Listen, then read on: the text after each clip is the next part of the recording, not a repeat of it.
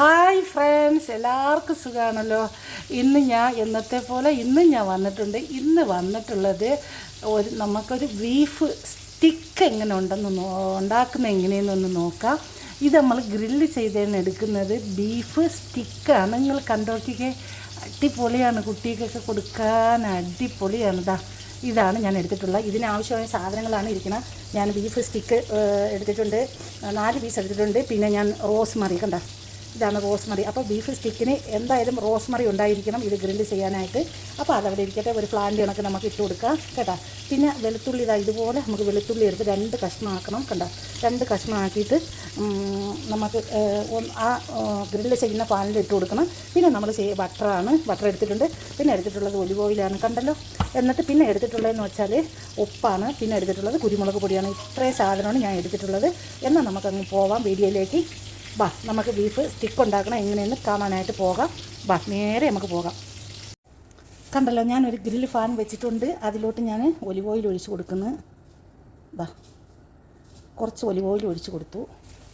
ഇനി അതിലോട്ട് നമ്മൾ ആ സ്റ്റിക്ക് ഇട്ട് കൊടുക്കാം.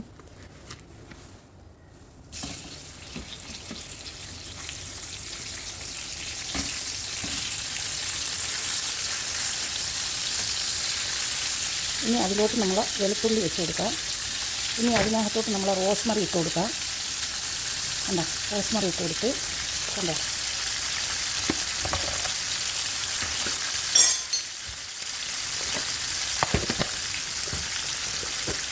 ചെറിയ തീയിലാണ് ഇടാം. ഇനി നമുക്ക് അതിലോട്ട് കുറച്ച് ഉപ്പ് ക്രഷ് ചെയ്ത് കൊടുക്കാം. കുറച്ച് ഇട്ട് കൊടുക്കാം കേട്ടോ. ഉപ്പ് ബട്ടറിൽ ഉപ്പുള്ളതുകൊണ്ട് കുറച്ച് ഉപ്പ് കൊടുത്താൽ മതി കേട്ടോ. കൂടുതൽ ഉപ്പിട്ട് കൊടുക്കണ്ട, കുറച്ച് ഉപ്പിട്ട് കൊടുക്കണം. ഇനി ഒരല്പം കുരുമുളക് പൊടി ഇതിലോട്ടൊന്ന് ആഡ് ചെയ്ത് കൊടുക്കാം. നോക്കിയേ,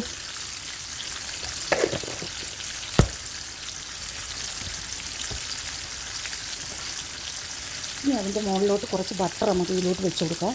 സ്ലൈസ് ആക്കിയിട്ട് കട്ട് ചെയ്തിട്ട് കുറച്ച് ബട്ടർ നമുക്ക് അതിലോട്ട് ആഡ് ചെയ്ത് കൊടുക്കാം. നല്ലപോലെ ബട്ടർ ഇട്ട് കൊടുക്കണം കേട്ടോ. കണ്ടല്ലോ, ഞാൻ ബട്ടർ ഇടുന്ന പാത്രം കണ്ട, ഇതിലാണ് ഞാൻ ബട്ടർ ഇട്ട് വയ്ക്കുന്നത് കണ്ട.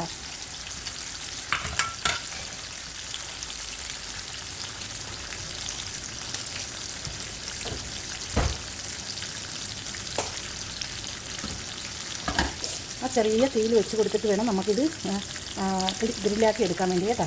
ചെറിയ തീയിലാണ് വെച്ച് കൊടുക്കേണ്ടതുള്ള, ഓവർ വലിയ തീ വെച്ച് കൊടുക്കരുത്. ഒരു ഭാഗം നല്ലതുപോലെ ആയതിനു ശേഷം അടുത്ത ഭാഗം നമുക്ക് വെച്ച് കൊടുക്കാം. നമ്മൾ ആ സ്റ്റിക്ക് നമുക്കിതൊന്ന് തിരിച്ചിട്ട് കൊടുക്കാം. നമുക്കിതൊന്ന് തിരിച്ച് ഇട്ട് കൊടുക്കാം.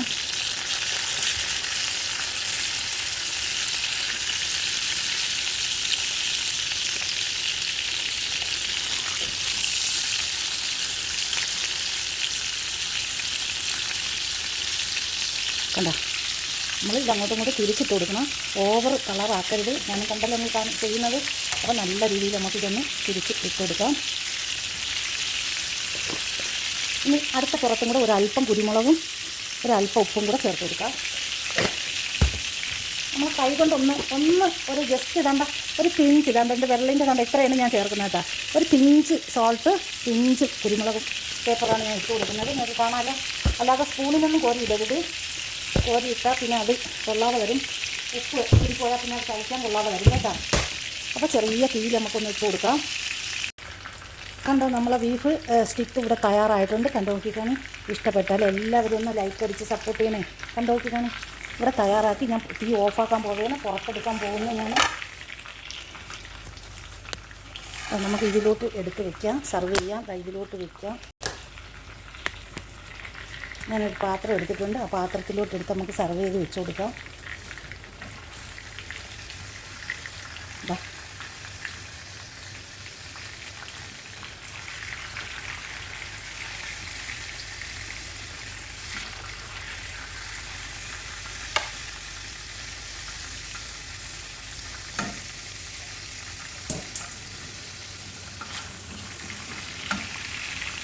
കണ്ടല്ലോ, ഞാൻ ഇതിലോട്ട് എടുത്ത് വെച്ചിട്ടുണ്ട്. നിങ്ങൾക്ക് എല്ലാവർക്കും ഇഷ്ടപ്പെട്ടെങ്കിൽ എല്ലാവരും ഒന്ന് ലൈക്ക് ചെയ്ത് സപ്പോർട്ട് ചെയ്യണേ. നിങ്ങളെ ഫാമിലിക്കും ഫ്രണ്ട്സിനും കൂടെ ഷെയർ ചെയ്ത് കൊടുത്ത് എന്നെ സപ്പോർട്ട് ചെയ്യണം കേട്ടോ. അപ്പം നിങ്ങൾക്ക് ഇഷ്ടപ്പെട്ടാൽ ഇതൊന്ന് ലൈക്ക് അടിച്ച് സപ്പോർട്ട് ചെയ്യുക. കണ്ട, ഇതാണ് നമുക്കുള്ള ലാം ചോപ്പ്. എല്ലാവരും ഒന്ന് തയ്യാറാക്കി നോക്കണം. ഇതിൻ്റെ ഫീഡ്ബാക്ക് അറിയിക്കണം, സബ്സ്ക്രൈബ് ചെയ്യണം, സപ്പോർട്ട് ചെയ്യണം. Thank you for watching.